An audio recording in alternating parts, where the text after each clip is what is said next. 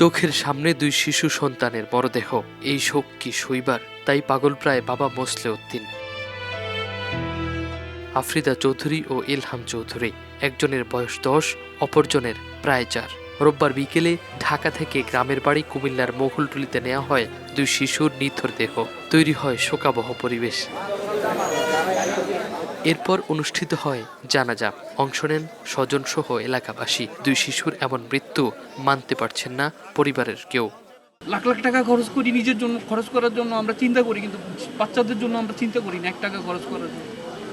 এখানে আমি তার জন্য